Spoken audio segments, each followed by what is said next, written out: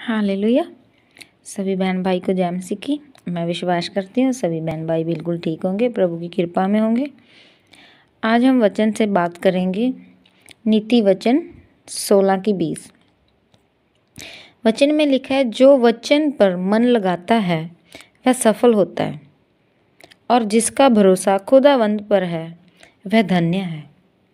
सच में जो वचन पे अपना मन लगाता है, जो वचन को ही अपने आगे रख के अपने अपने अपने रास्ते का, अपने जीवन का जो दीपक मान के चलते हैं वचन को, वो कभी भी असफल नहीं होते, वो हमेशा सफल होते हैं। क्योंकि जो वचन में है, जो बाइबल में लिखा है, वो कभी भी हमें, कोई भी वचन हमें ऐसा नहीं होगा जो हमें गलत दिशा में लेके जाने वाला होगा। हमारे बाइबल में जितना भी वचन है, एक एक अक्षर का इतना अच्छा मतलब है, ठीक है। और वो हमें एक एक बाइबल का अक्षर, एक एक वर्ड हमें सफलता की ओर लेके जाता है, हमें हमारी बुराइयों से दूर करता है। और जब हम अपनी बुराई से दूर होते हैं तो हम पक्का है जो ज़रूर है कि हम कामयाब होते हैं। जो वचन पर मन लगाता है वह सफल होता है, क्योंकि वो प्रभु में बना रहता है। वो हमेशा परमेश्वर की इच्छा पर चलता है, और परमेश्वर हमारे लिए कभी भी गलत नहीं सोचता, हमारे लिए कभी भी बुरा नहीं सोचता। परमेश्वर वो हमेशा हमारे लिए अच्छा सोचता है।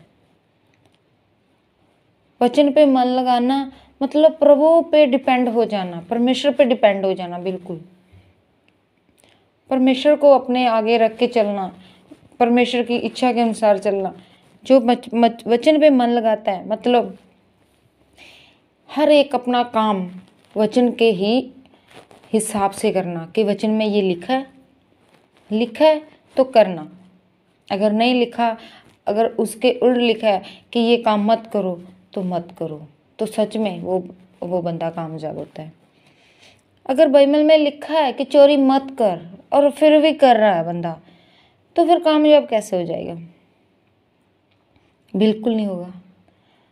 अगर लिखा है चोरी मत कर, तो बंदा नहीं करेगा, बंदा चोरी नहीं करेगा तो कामयाब होगा, क्योंकि वो वचन बता रहा है, और उसने अपने वचन पे मन लगा लिया है, उसने वचन को फॉलो कर लिया है अपनी लाइफ में, अपने उठने बैठने में, अपने काम में, धंधे में, सभी जगह उसने क्या कर लिया, अपने वचन को फॉलो कर लिया, बाइबल को, वचन को फॉलो कर लिया, और वो अपना काम उसी के अकॉर्डिंग कर रहा है, और वो बंदा क्या हो रहा है? कामयाब हो रहा है।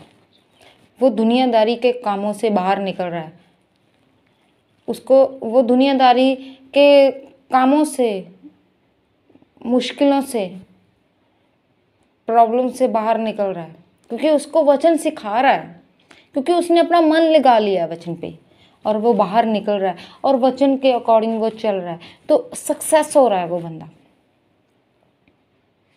अगर वो वचन पे मन नहीं लगाएगा तो कहाँ कामयाब हो जाएगा? क्योंकि वचन पे लिखा है कि तू अपने माँ बाप का आदर कर। अगर वो अपने माँ बाप का आदर नहीं करेगा, तो वचन पे लिखा है तू अपनी धरती पे जो अपनी आयु है वो बढ़ा लेगा, अपने धरती के जीवन के दिन को बढ़ा लेगा। लेकिन वो मन नहीं लगा रहा, अपने उस वचन पे मन नहीं लगा रहा, तो फिर वो क्या कामयाब हो जाएगा? तो फिर वो कैसे अपना जीवन बढ़ा लेगा इस धरती पे? बिल्कुल नहीं हो सकता ना फिर वो, क्योंकि वो वचन के खिलाफ कर रहा है, अंगेज हो रहा है वचन के वो।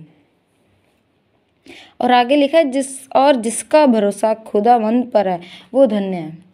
सचमुच उसने किसी एक पत्थर पे भरोसा नहीं रखा, मूर्ति पे भरोसा नहीं रखा, उसने जिंदा खुदावंद पे भरोसा रखा है। और जो जीवित है वो सब कुछ करने की पावर रखता है।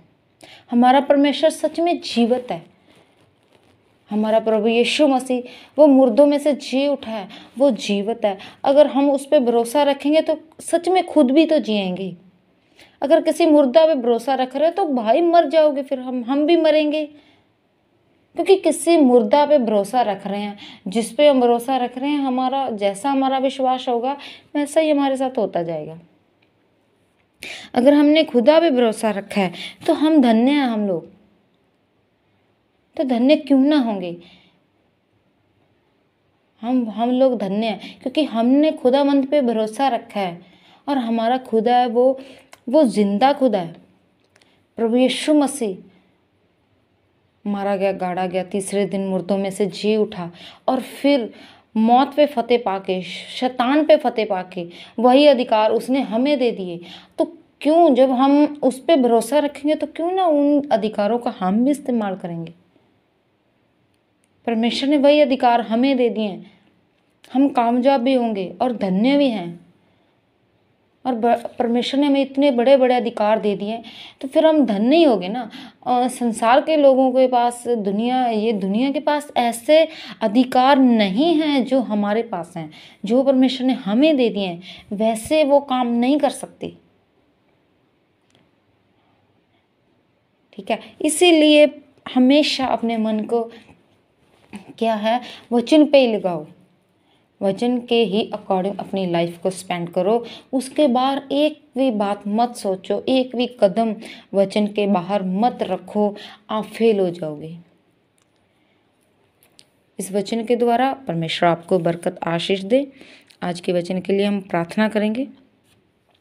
हालेलुया। सामर्थी परमेश्वर, मैं आपका धन्यवाद करती हूँ प्रभु जी।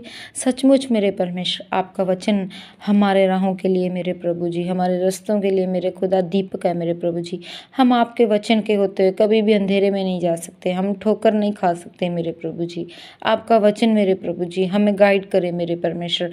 हम आपके वचन पे इसको सुनने और इस पे मेरे प्रभु जी इसको पढ़ने वाले ना हो, इस पे चलने वाले भी हो जाए मेरे परमेश्वर, मेरे खुदा।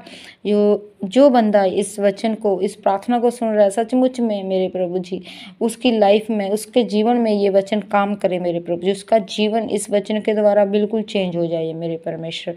सारी कमी घाट पूरी हो जाए मेरे प्रभु जी। शैतान की सारी शक्तियों का नाश हो जाए मेरे खुदा। दया करो, रहम करो, फजल करो मेरे प्रभु जी। मैं ये प्रार्थना प्रभु यीशु मसीह के नाम में मांगती हूँ, आमीन।